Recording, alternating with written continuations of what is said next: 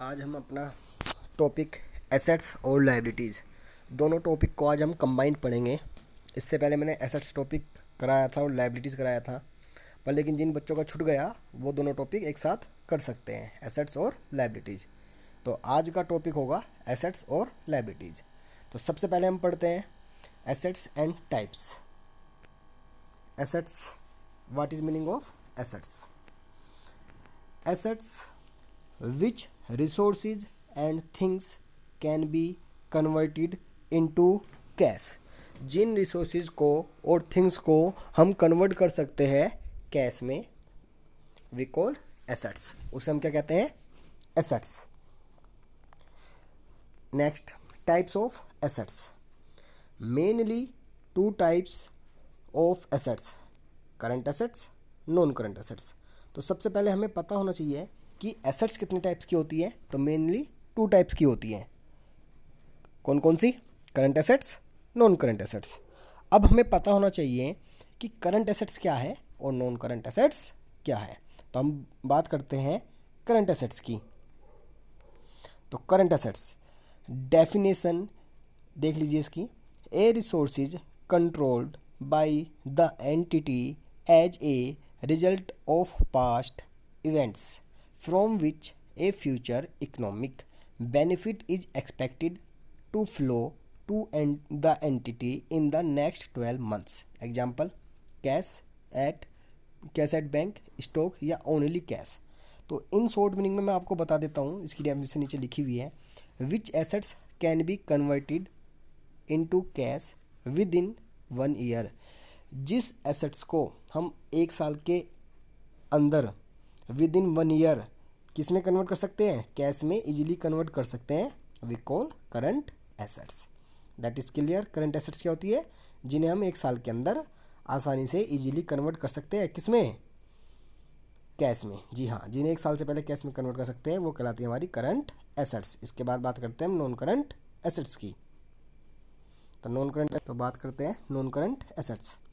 Non-current assets, a resources controlled by the entity as a result of past events from which a future economic benefits is expected to flow to the entity for more than 12 months। जी हाँ, जिनका payment after 12 months होता है, यानी कि after 1 year होता है, we call non current assets. जैसे नीचे लिखा हुआ शॉर्ट फॉर्म में, which assets can be converted into cash after 1 year. तो नॉन करंट एसेट्स वो एसेट्स होती है, those assets convert into cash after 1 year, यानी कि आफ्टर 12 मंथ्स।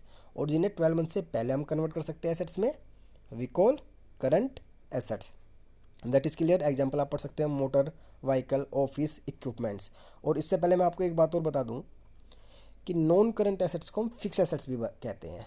क्यों? क्योंकि non current assets as a fix हो जाती है। जैसे कार, भाई मेनली 2-3 साल तक तो हम यूज करते हैं, 4-5 साल तक। Building, land. तो नॉन करंट एसेट्स हमारी क्या होती हैं?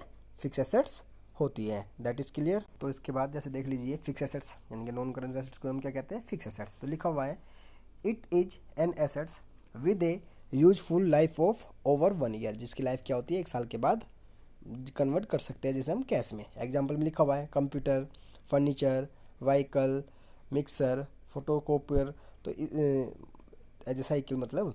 तो इस प्रकार से हम बात करते हैं कि फिक्स एसेट्स को ही हम क्या कहते हैं? नॉन करंट एसेट्स भी कहते हैं। आफ्टर डैट ये आप एग्जांपल दे सकते हो करंट एसेट्स के और फिक्स एसेट्स के। करंट एसेट्स में क्या आती हैं? कैश, अकाउंट रिसीवेबल यानी कि बीआर और डेटर्स, इन्वेंट्री मीनिंग मतलब स्टॉक, शॉर्ट टर्म इन्वेस्टमेंट और प्रीपेड एक्सपेंसेस। याद रखना, very most important. Prepaid expenses current assets में आते हैं, यानी कि। और हेडिंग सब हेड की बात करें तो अदर करंट एसेट्स में fix assets car, land, furniture, building, machinery. That is clear. अब हम बात करते हैं नॉन करंट एसेट्स को ही हम फिक्स एसेट्स कहते हैं। अब नॉन करंट एसेट्स कितने टाइप की होती है?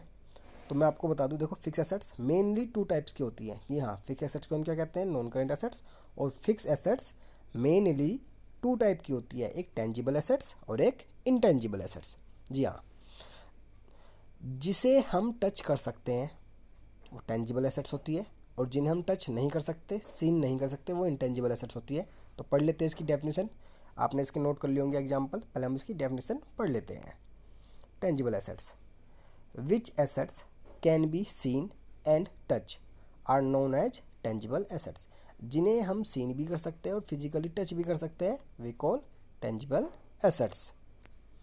Intangible assets, the assets which can not be seen and touch physically are known as intangible assets. जिन्हें हम सीन नहीं कर सकते, फिजिकली टच नहीं कर सकते, इंटेंजिबल एसेट्स कहलाती हैं. इसके बाद हम इनके एग्जाम्पल पढ़ लेते हैं. देखो tangible assets, equipment, machinery, building, vehicle, stock, land, cash, ये सब हमारी क्या होती है, टेंजिबल एसेट्स होती है. Intangible assets, trademarks, copyrights, licence, goodwill very most important, patents very most important और ब्रांड्स वेरी मोस्ट इंपॉर्टेंट्स. अच्छा, इसमें जो कैश दे रखा है ना ये टेंजिबल एसेट्स में, ये अच्छा नीचे 100 भी लिखा हुआ है. देखो यू कैन टच, इन्हें हम टच कर सकते हैं, और यू कैन नॉट टच, इन्हें हम टच नहीं कर सकते. That is clear. समझ में आ गया टेंजिबल और इंटेंजिबल एसेट्स क्या थी. जी हाँ, अब तक हमने एसेट्स पढ़ा था, टाइप्स ऑफ एसेट्स पढ़े थे. अब हम बात करते हैं liabilities. What is meaning of liabilities and types of liabilities. Liabilities देख लीजिए definition. Liabilities are legal obligation और डेप्ट ऑन टू अनदर पर्सन और कंपनी. ये कानूनी दायित्व होता है जो हमें पे करना होता है. जैसे हमने किसी से लोन ले लिया तो सिंपल सी बात है वो हमें पे करना होगा. This my liabilities. अच्छा, मैं आपको बता दूं, लायबिलिटीज़ एज ए दायित्व होता है, कर्तव्य होता है, जो हमारे कार्य होते हैं. जैसे अगर कोई हमें सैलरी पे कर रहा है तो हमें उसके लिए क्या करना पड़ेगा, वर्क करना पड़ेगा. तो दिस इज़ माई लायबिलिटीज़. तो इस टाइप से भी हम लायबिलिटीज़ को समझ सकते हैं. देश के प्रति हमारी क्या लायबिलिटीज़ है, अपने तिरंगे का सम्मान करना, दिस इज़ माई लायबिलिटीज़. तो इसी टाइप से क्या होता है, लायबिलिटीज़ एज ए कर्तव्य होता है, यानी कि वर्क होता है जी, वर्क. और लायबिलिटीज़ जो हमें कानूनी पे भी करना होता है, जैसे लोन ले लिया तो कानूनी तौर पर भी वो हमें पे करना पड़ेगा. दूसरी डेफिनेशन देख लीजिए. Liabilities are future sacrifice of economic benefits. ये फ्यूचर सेक्रीफाइस होता है किसका, इकोनॉमिक बेनिफिट्स का. और सबसे इजीली डेफिनेशन देखो, ये आराम से समझ में आ जाएगी. Liability means legal responsibility. Liability हमारी क्या है, लीगल रेस्पॉन्सिबिलिटी है. That is clear. अब बात करते हैं हम types of liabilities.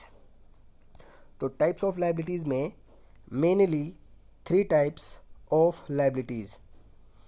Number 1 fix liabilities, number 2 current liabilities, number 3 contingent liabilities. अब हम बात करेंगे कि फिक्स लायबिलिटीज़ क्या होती हैं. अच्छा, फिक्स का याद रखना, जहाँ पे भी फिक्स आ जाए वहाँ पे नॉन करंट भी होता है. फिर उसके बाद करंट लायबिलिटीज़ और कॉन्टीजेंट लायबिलिटीज़. तो सबसे पहले हम पढ़ेंगे कॉन्टीजेंट लायबिलिटीज़. सबसे पहले हम बात करते हैं contingent liabilities. What is meaning of contingent liabilities. देखो मैं आपको क्लियरली बता दूँ कॉन्टीजेंट लायबिलिटीज़ क्या होती है. विच लायबिलिटीज़ डिपेंड ऑन, लिख लेना इसे, नोट डाउन कर लेना. Which liabilities depend on future events. जो लायबिलिटी डिपेंड करती है फ्यूचर इवेंट पर, मतलब करंटली लायबिलिटीज़ नहीं होती बट फ्यूचर में होने की संभावना होती है, वी कॉल कॉन्टीजेंट लायबिलिटीज़. और इसमें देखो लिखा हुआ है, इसकी डेफिनेशन एक पढ़ लो एक चीज़ और. Contingent liabilities are not recognised to in the financial statements because they are.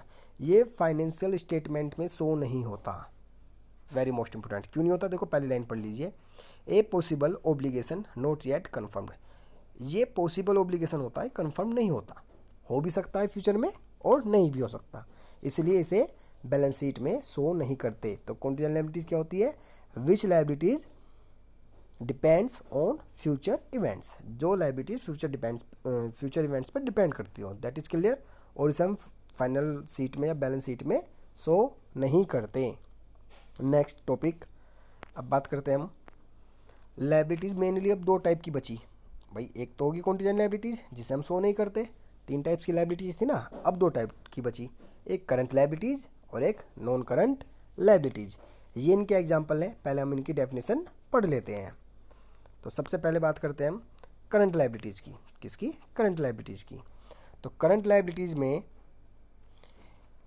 A present obligation of the entity arising from past events, the settlement of which is expected to result in an outflow of resources embedding economic benefits in the next year.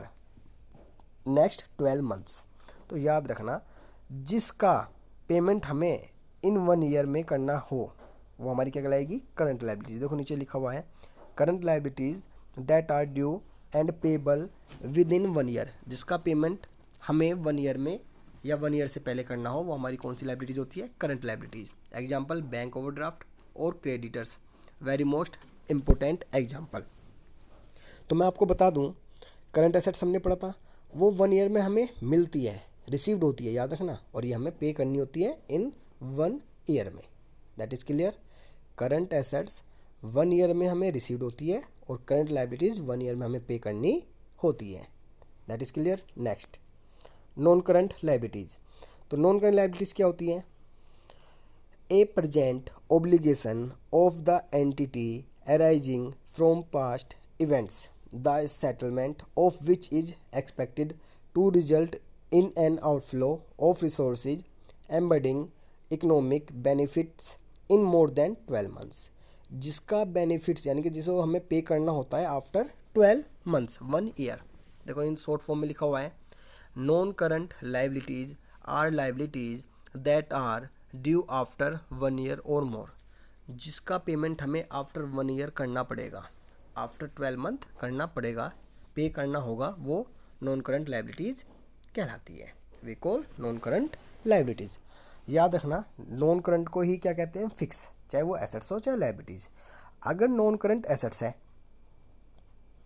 तो non current assets हमें after 1 year मिलती है और non current liabilities हमें after 1 year पे करनी होती है।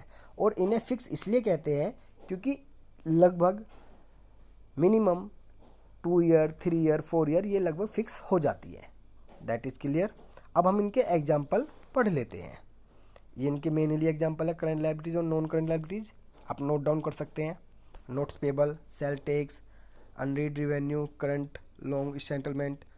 आगे अगर अलग अलग इसका डिफाइन भी करना चाहे तो कर सकता हूँ मैं। देखो करंट लायबिलिटीज़ के एग्जांपल नेक्स्ट पेज पे पढ़ लेते हैं। देखो ये है करंट लायबिलिटीज़ के main example, bank overdraft, creditors, bills payable, short term डेप्ट, advance, deposit, received, outstanding expenses, very most important.